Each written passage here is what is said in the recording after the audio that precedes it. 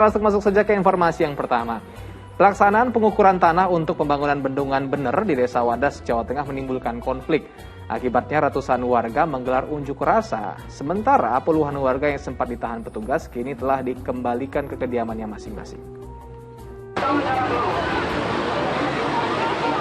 Sebagai wujud keprihatinan atas aksi aparat pada masyarakat Desa Wadas, Kecamatan Bener, Kabupaten Purworejo, ratusan warga Wadas yang tinggal di Yogyakarta, kalangan mahasiswa, serta lembaga swadaya masyarakat menggelar aksi demo solidaritas. Dalam aksinya, mereka mendesak agar pembangunan bendungan bener dihentikan, serta warga yang kini masih ditahan oleh pihak kepolisian dibebaskan kembali. Masa aksi juga menggelar unjuk rasa di depan kantor kepolisian Daerah Istimewa Yogyakarta. Terkait insiden tersebut, Gubernur Jawa Tengah Ganjar Pranowo meminta maaf terhadap warga Desa Wadas dan masyarakat lainnya yang terdampak kericuhan. Minta maaf kepada seluruh masyarakat, wabil khusus masyarakat Purworejo, wabil khusus masyarakat yang ada di Wadas. Karena kejadian kemarin mungkin ada yang merasa betul-betul tidak nyaman. Sementara, Menteri Koordinator Bidang Politik Hukum dan Keamanan atau Kemenko Polhukam menegaskan tidak ada tindak kekerasan antara pihak polisi dengan warga setempat pada peristiwa yang terjadi Senin lalu itu. Proses pengamanan kemarin memang sempat terjadi gesekan di lapangan.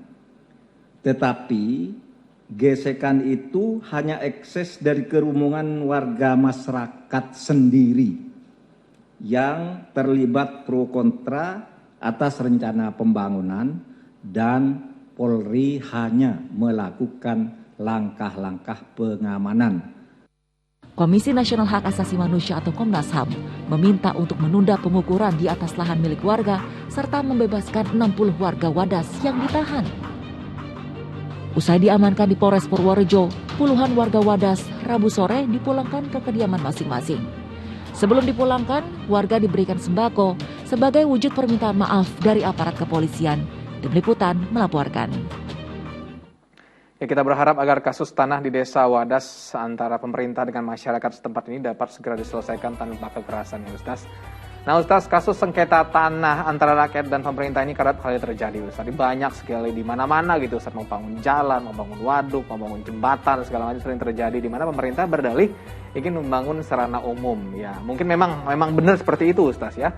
Nah, tapi tidak semuanya warga mendukung nih, Ustaz. Mungkin entah itu pembayaran yang tidak sesuai yang mereka inginkan, atau mungkin itu tanahnya sudah dari nenek moyang mereka, segala macam ada alasannya sehingga terjadi kericuan. Nah, baiknya Ustaz, bagaimana cara menyelesaikan kasus-kasus seperti ini?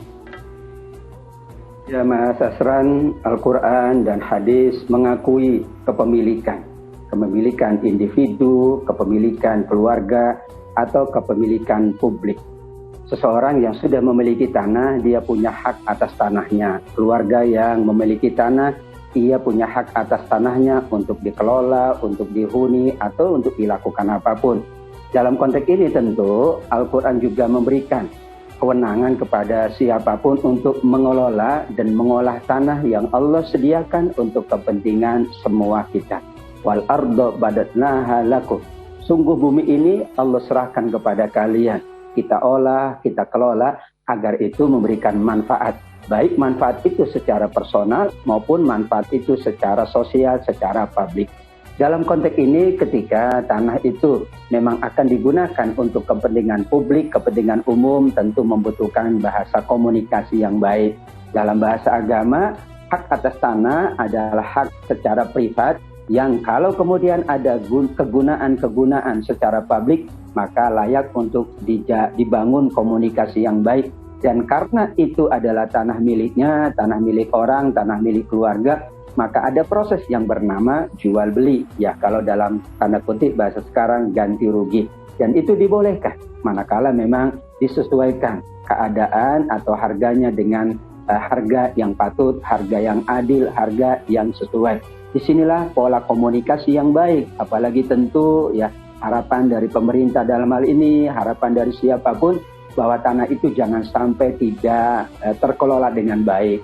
Tanah yang tidak terkelola dengan baik, ada yang ingin mengelolanya, maka tentu nanti pulangannya, keuntungannya, dan kemudian kebaikannya juga dirasakan oleh masyarakat. Manakala semua kita insya Allah komitmen bahwa yang kita lakukan tentu memprioritaskan kepentingan publik, yang kita lakukan juga untuk kemaslahatan publik, untuk kesejahteraan bersama, maka tentu di sini ada bahasa komunikasi, ada saling mengikhlaskan diri jika memang itu amat sangat urgen untuk dikelola, dijadikan sebagai sarana atau media mengembangkan lagi kesejahteraan masyarakat, mengembangkan lagi kemaslahatan bagi masyarakat, dan insya Allah selalu ada solusi atas apapun, atas konflik, atas persoalan yang terjadi di antara kita, selalu ada solusi, dan solusi yang terbaik adalah solusi damai, solusi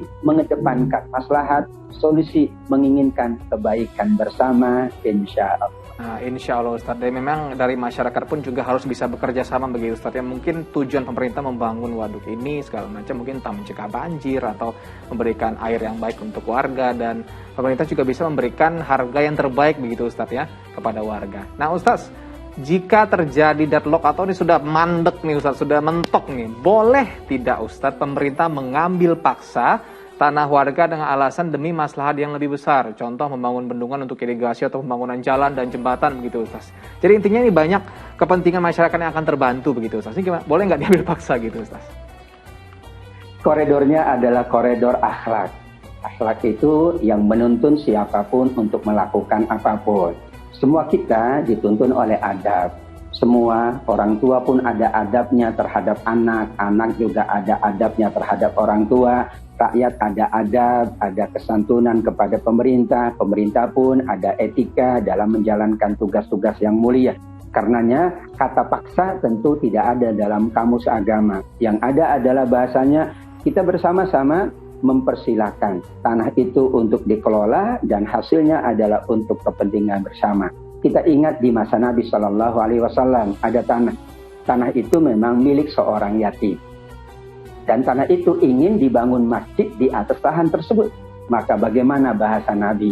Nabi membeli tanah itu, namanya yatim Bani Najjar, kemudian membeli dengan harga yang memang diinginkan, dan kemudian sang yatim itu dengan sukarela, ia menjualnya kepada Nabi, karena Nabi ingin menjadikannya sebagai sarana atau lahan untuk dibangun di atasnya sarana ibadah.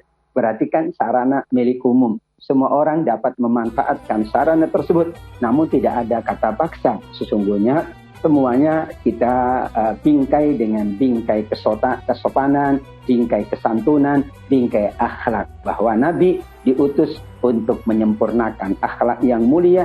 Nabi mencontohkan pula bagaimana solusi yang terbaik, semuanya mendapatkan kebaikan, dan tentu proyek ataupun kepentingan maslahat bersama juga tidak boleh dibiarkan. Maka disinilah saling komunikasi, dipahami dengan baik bahwa ini bukan untuk kepentingan atau kemaslahatan tertentu, tapi untuk kebaikan bersama, kepentingan bersama. Tetap saja bahasa paksa adalah bahasa yang tidak ada dalam kamus agama kita.